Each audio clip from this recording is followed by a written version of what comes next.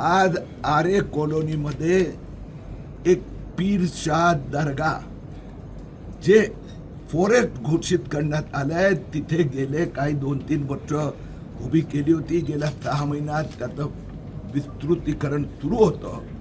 9 April 2026ला मी तक्रार केली होती, तिथे भेट दिली होती. आज सकाळी मुंबई महापालिका, आरे कॉलनीचे कर्मचारी, अधिकारी आणि पोलिसांनी ती दर्गा उद्ध्वस्त केली आहे. मुंबई महाराष्ट्रात अशा पद्धतीने कुठे दर्गा, कुठे बेकायदेशीर रस्त्यावरील मस्जिद आणि अशा पद्धतीने जे लेन जिहाद चालू आहे हे देवेंद्र फडणवीस सरकार चालू देणार नाही.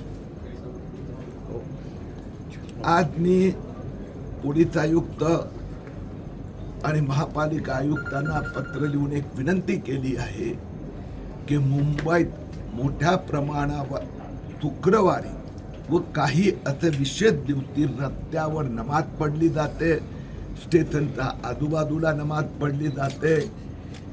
पश्चिम बंगाल, उत्तर प्रदेशमध्ये रस्त्यावरील नमाजवर प्रतिबंध लादण्यात आला आहे. मुंबईत जसं यावेळी बकरी ईदची कत्ल कुठलाही हाऊसिंग सोसायटीत झाली नाही, तशा पद्धतीने रस्त्यावरील नमाज ताबडतोब बंद करावी असे आवाहन मी पोलीस आयुक्त, महापालिका आयुक्तांना केलं आहे.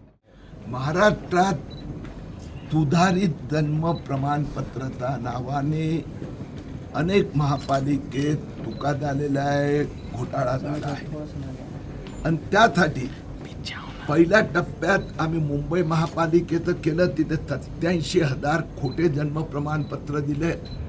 आता 11 महापालिका, त्यात पिंपरी चिंचवड आहे, पुणे आहे, इथे पण 650 जन्म प्रमाणपत्र बेकायदेशीरित्या दिले असं दिसतंय.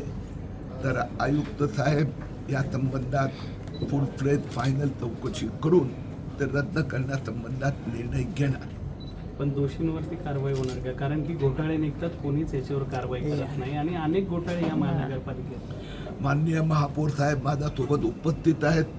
एकदा हे सगळं रद्द झाले महिनाभरात आणि त्यानंतर त्यात जसं मुंबई महापालिकेत 19,860 असे जन्म प्रमाणपत्र गेल्या 12 महिन्यात दिले गेले की जे कुठले आहे, काय आहे, काही डॉक्युमेंट नाही.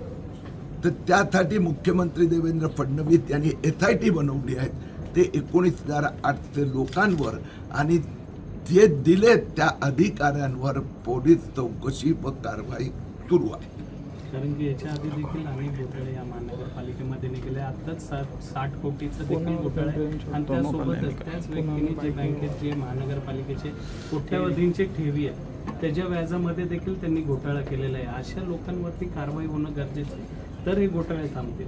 जन्म प्रमाणपत्र घोटाळ्या संबंधात मी आज आलो होतो, विस्तृत चर्चा झाली आहे आणि त्यात ज्याचे घोटाळेबाज असेल त्यांच्यावर कारवाई होणार. हिंदी में ले ले.